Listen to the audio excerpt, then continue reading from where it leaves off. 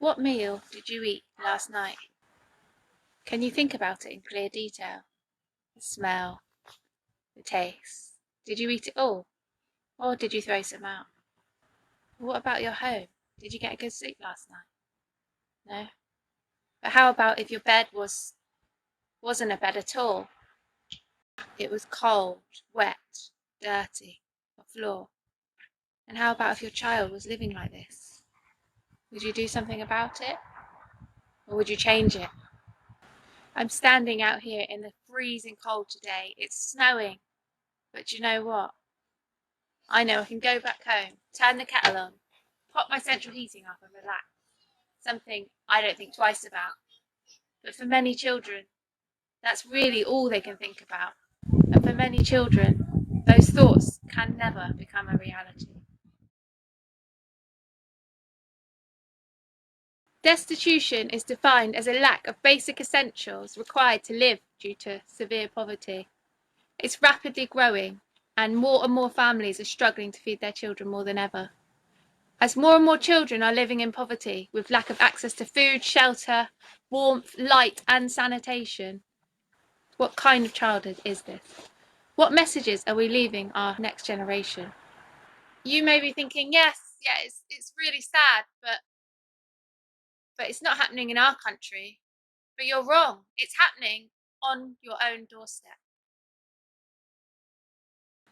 Last year, over 500,000 children in the UK were hit by destitution. 3/4 born here in the UK and 1/4 born elsewhere in places like Africa. Africa is the poorest continent, with 1/5 of the population malnourished as they live in extreme poverty.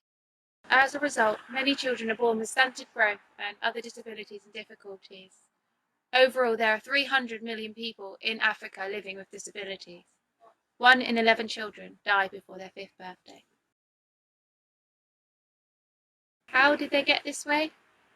Poverty is almost always caused by an unfair failed system and a lack of access to financial support. People just like you and I being forgotten about, treated like they don't matter.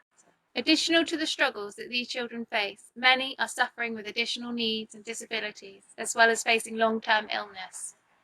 Poverty and disabilities are highly correlated, and the support for them, once again, almost non-existent. How much do you know about the current support out there for these children? Do you know about the psychological effects that being forgotten or treated like you don't matter has on a child? Me neither. I didn't until...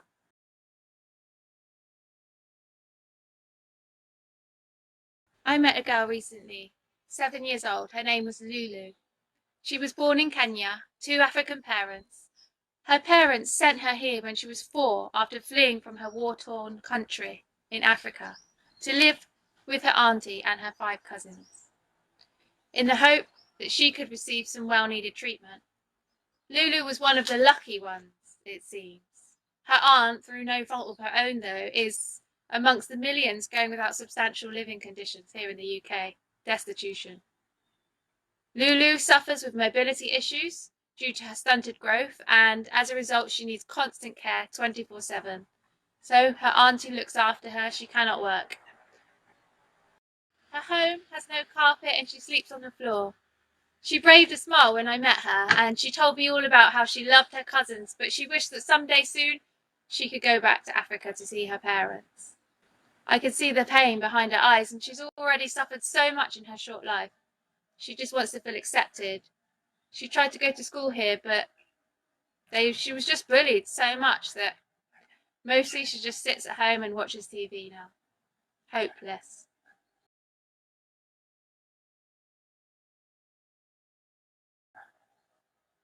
A child with a disability is twice as likely to have depression and 4 times more likely to suffer with extreme mental illness such as psychosis later in life. I wanted to help Lulu so much that I introduced her to Safehaven, a ray of hope. Safehaven, a ray of hope, are making sure that they are there for the children living in destitution in Africa and the UK by providing them physical and psychological support as well as advocacy for donors amongst the black and ethnic minorities. This amazing charity is working behind the scenes helping these often forgotten children with disabilities to have a quality of life once again, to feel like they matter. During COVID-19 pandemic, the charity have been working to provide homes, food, education and support for those families struggling with their mental health and physical well-being as a result of the lockdowns.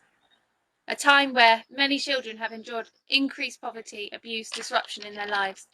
I just wanted to say thank you to this amazing charity for the support they have provided. If you want to know any more about them or you want to know about the support they can provide, follow the link below.